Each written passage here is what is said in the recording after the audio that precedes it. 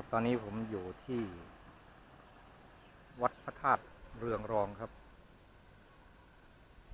อำเภอเมืองจังหวัดศรีสะเกษตอนนี้อยู่ที่วัดพระธาตุเรืองรองนะครับอำเภอเมืองจังหวัดศรีสะเกษครับดูบรรยากาศรอบๆนะครับ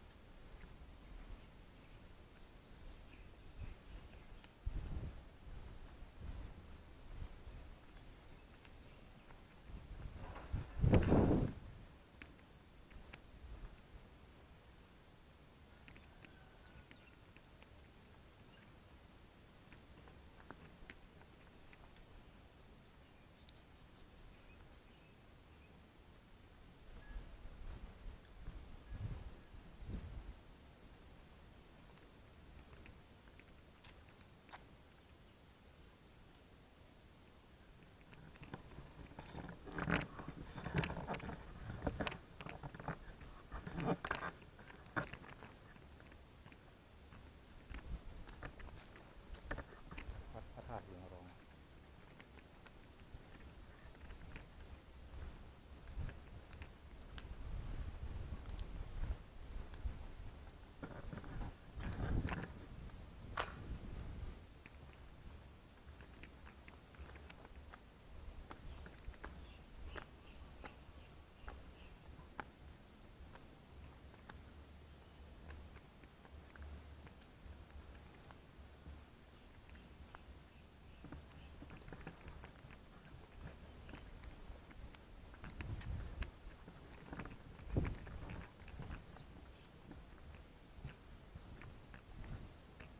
มีระบบผลิตไฟฟ้าจากพลังงานแสงอาทิตย์ครับ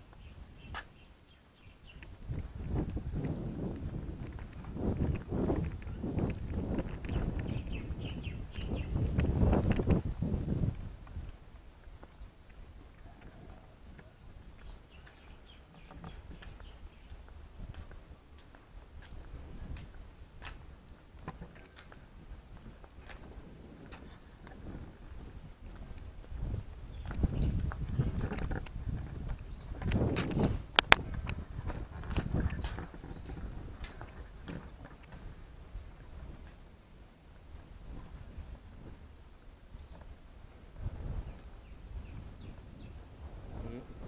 บั้งไฟครับบั้งไฟ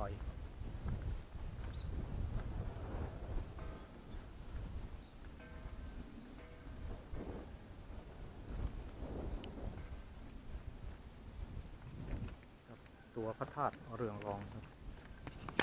สวยงามมากนะครับ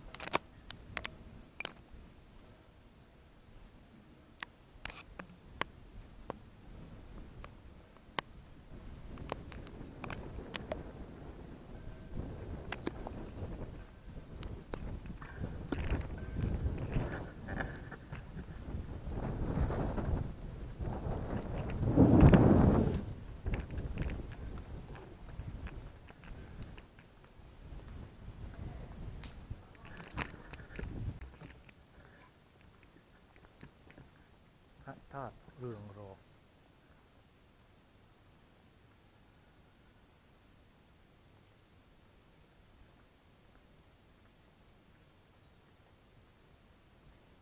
ตอนนี้อยู่บริเวณชั้นล่างนะครับ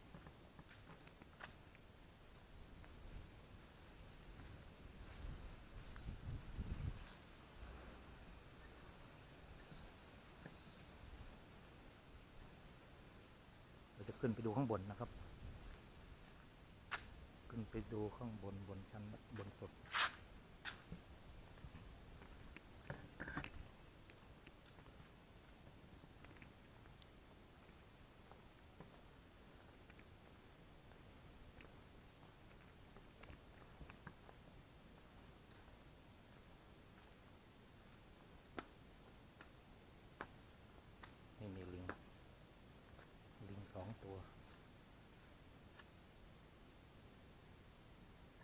2 ตัวแบกของอยู่นะครับ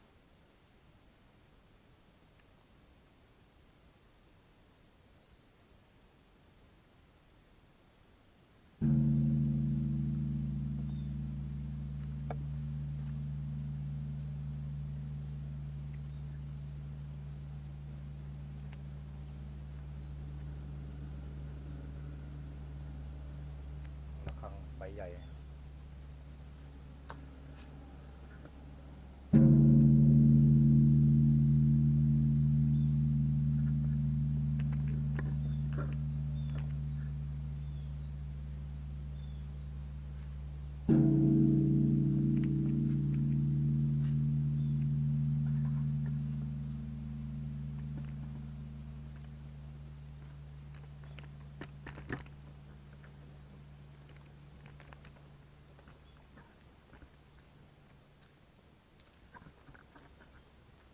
นี่ก็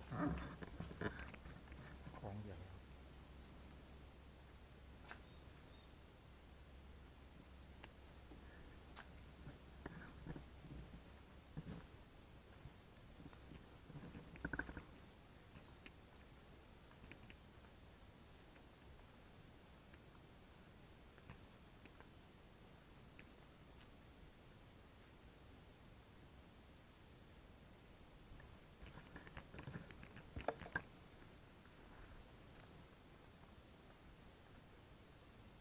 ทางขึ้นพระธาตุ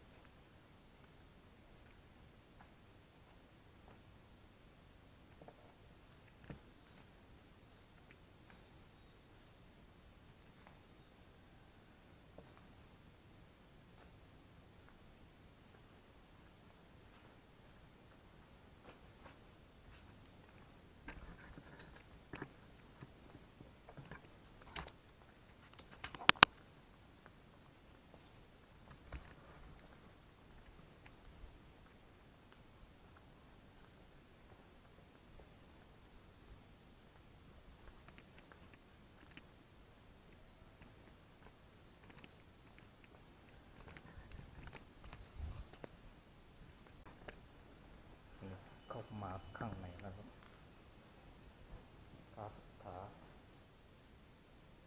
พระคาถาศักดิ์สิทธิ์คนที่ผ่านอุปสรรคมากเพียงใดย่อมแข็งแกร่งมากเพียงนั้นวันนี้วันพฤหัส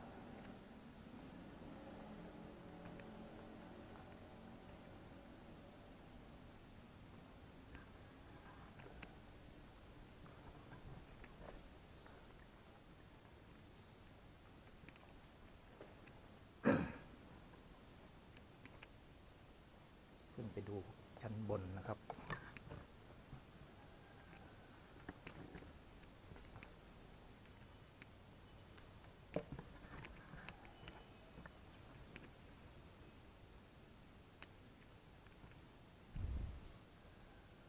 นี่เป็นชั้น2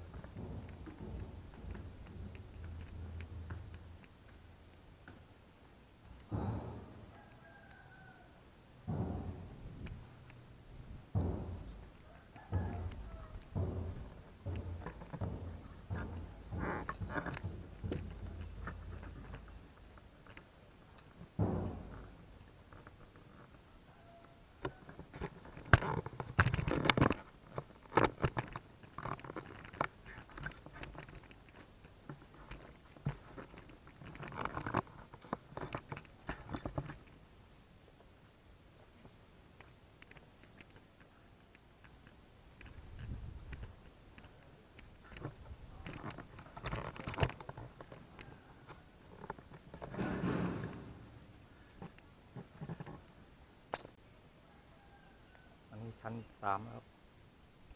ยังเหลืออีก3 ชั้นครับบรรยากาศรอบๆวัดนะครับ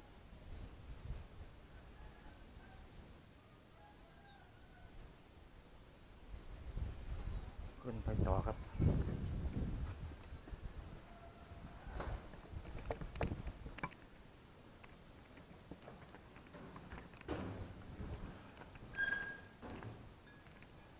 ฝนตก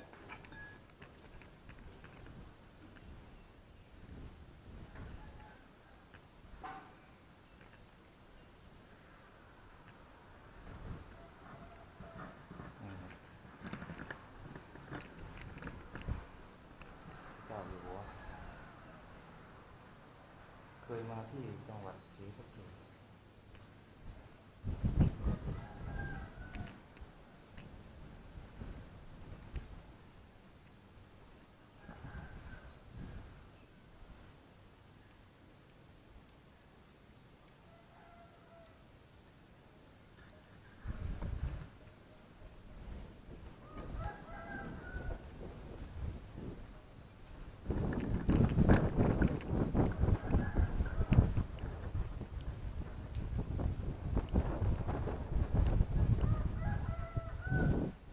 เหลืออีกชั้นหนึ่งครับ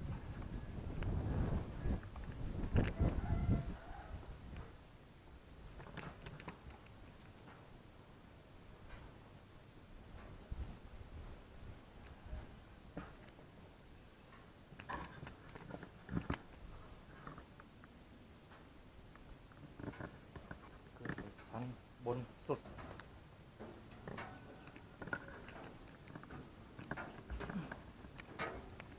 ฝนตก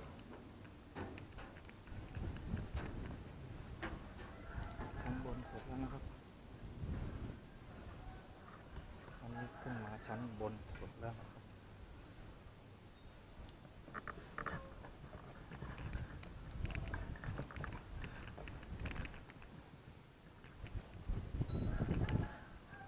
ชั้นบนสุดแล้วนะครับ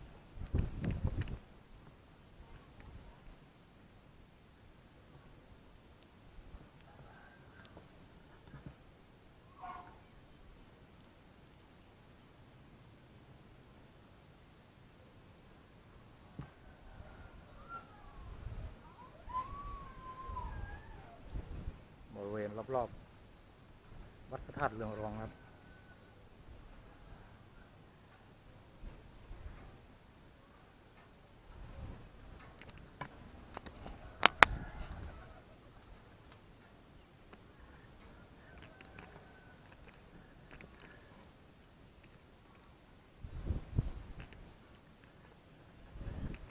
ที่ประดิษฐานผมของพระอรหันต์นะเป็นที่ประดิษฐานของผมของพระอรหันต์ชั้นบนสุดของพระธาตุเรืองรองนะครับ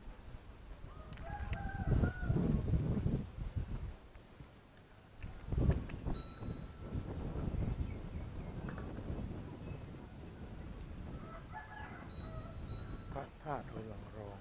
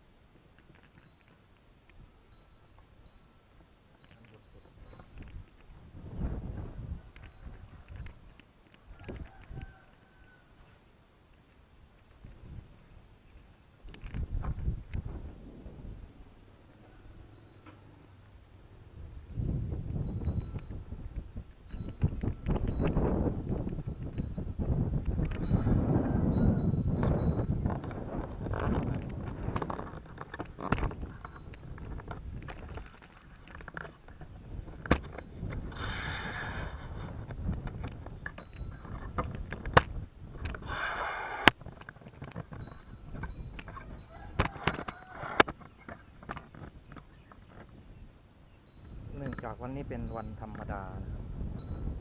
วันพฤหัสนักท่องเที่ยวก็ยังไม่มานะครับ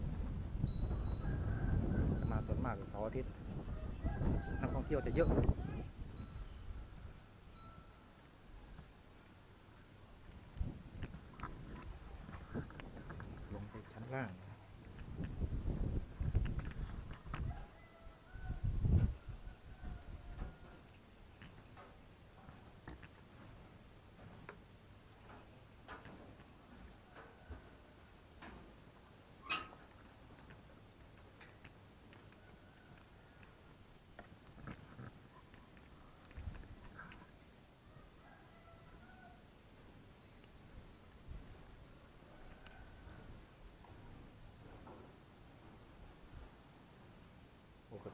ทิตย์วันหยุดคนจะเยอะนะครับ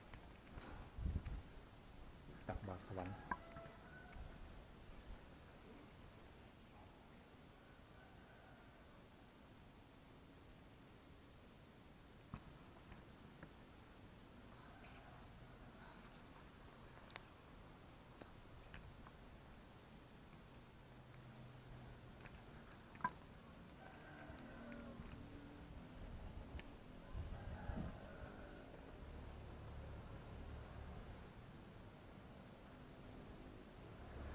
นี่ลงมาจาก